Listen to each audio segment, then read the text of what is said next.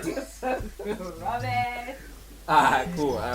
This is SnR Presents Big Talk. And today, the topic of discussion is how do you mend what was once a perfect relationship with your partner? Do you want to talk on it? I talk on it first? Alright, cool. Yeah, I think it could go two ways. You can either say, well, we can work at it. It's like, do you want to mend the relationship? First of all, it's like, you know, I was saying this before, well, not online, but I was saying it before in conversations that I was having. Yes.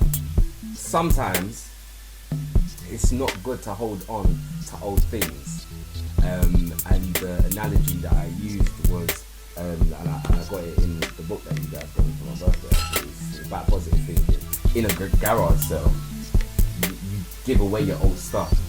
You give away your old stuff. You don't ever hold on to it, because holding on to it just leaves no room in your house, no room to bring in the new things, no room for nothing, blah blah blah. So you let go of your old things, and it benefits you because at a garage sale you get a profit. You know what I mean? And that's really just a metaphor, sort of simile thing, where obviously if you let go of old things, being that relationship or that person, then it makes space for the new, and you also get profit, being, you know, you're allowed to feel different feelings that you wouldn't have had before, or you can experience happiness in a way that you didn't, because that person doesn't allow it, or that situation doesn't allow it, not necessarily that person. So before saying how do you mend something, you need to work out whether it's worth mending it, and is it going to benefit you in mending it.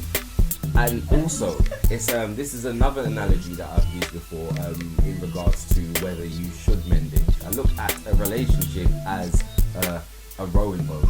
You may have heard this before. As a rowing boat, and that relationship, in that boat, there's two people obviously being in that relationship. And if there's only one person rowing, then you're not going to reach that destination of happiness, or that destination of whatever goal that you two have set. If you're rowing and there's only one person rowing, then the boat's only going to go in circles. And in a relationship, you don't want to be just going in circles. You want to be able to have an equal force, both people involved the same amount rowing, so you can then reach that that destination of happiness. And I think to mend a relationship, it's got to be both people rowing. So if you find that you're the person that's like, oh my god, I love you, oh my god, I'm gonna buy you this, oh my god, blah blah blah blah blah blah, oh yeah, and you're already trying, but that person isn't mirroring, and there's no reciprocation of efforts or of affection, then you need to jump ship. Yeah, definitely. Because I think if you are the one that keeps trying, I think Mum had told me before that the relationship can be kind of compared to a pair of shoes, and like this shoe is like beautiful, and it's just like the perfect shoe, like, and it had perfect new shoes, whatever, it's glittery and whatever, and then you buy the shoe and you get it home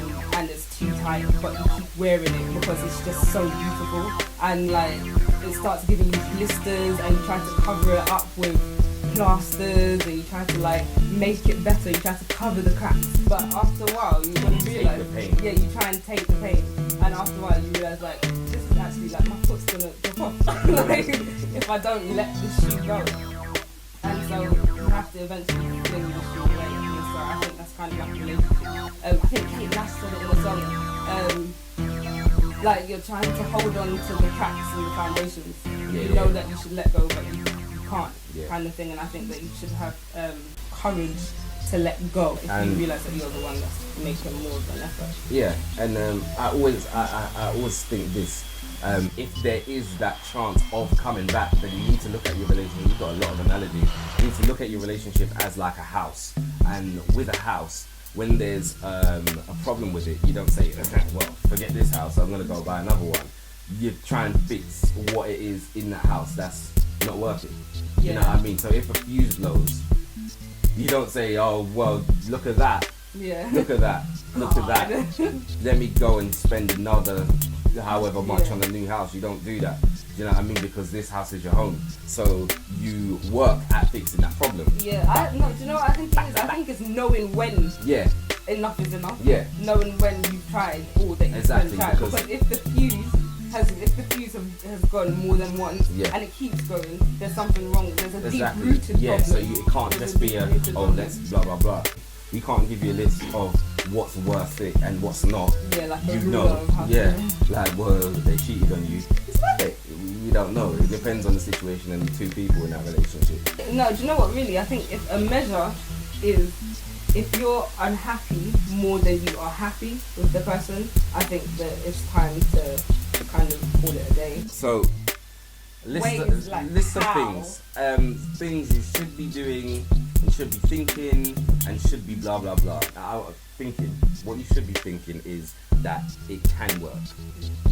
Don't go into you don't want to go into a situation where you're thinking, well, we've had all these troubles before, so this just isn't going to work. And you don't want to always think the worst of your partner, because you will expect the worst. So even if they do something good, you're going to see the worst in it. So you want to have an equal balance. You don't want them to do something bad and you see the best of it. You know what I mean? So it needs to be, like, no, he's not cheating on me, even though I saw him kiss her face. You don't be like, that's for girls, obviously. And vice versa. I say vice versa. Don't give a damn.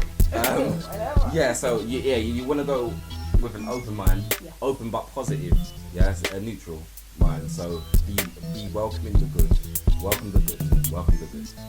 Other things you could do to try and mend what was a rekindle the connection. Rekindle the connection. Tries to go out on dates and like little silly, like cheesy stuff.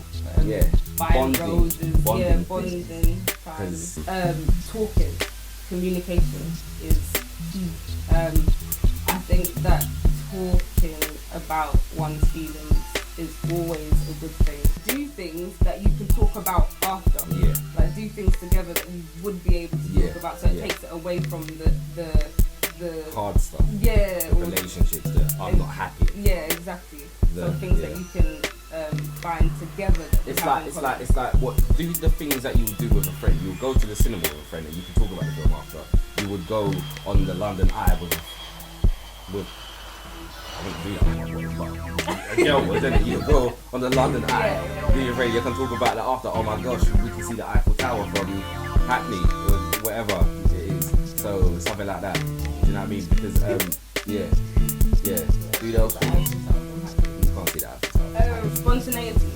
If you drive, if you have a car in your relationship, just go for a drive. Take your girl for a drive, or if you're a girl that drives, take her to say, you know what? It's 12 o'clock in the night. You don't really care. Let's go for a random drive. Let's just do it. Just do it. And get out there. And also, a lot of the time, when you're in a relationship, you know what that other person likes.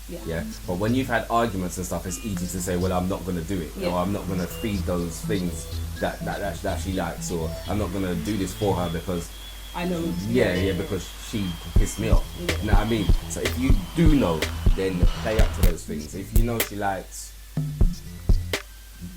dogs or roses, you can buy her roses. If you know that she likes a puppy and the house can accommodate it, do that. Don't be. Because a lot of people when they're trying to and when they're trying to mend something, the history's telling them no, don't do it. So don't look back at the history because you'll trip up on the future. So like we said, be open to and be willing to good stuff. Be willing to put yourself out there, and like we said, make sure they do the same. Well, they need to be, otherwise judge it. But like we said before, it all depends on what the issue was in the beginning, because there are some issues that once it happens, you just shouldn't go back to it ever. Shout out Anthony, who was the person that suggested this topic. So big shout out to everyone that's watching. And let us know your thoughts and below. Follow us on Twitter at I Love SnR. Peace and love.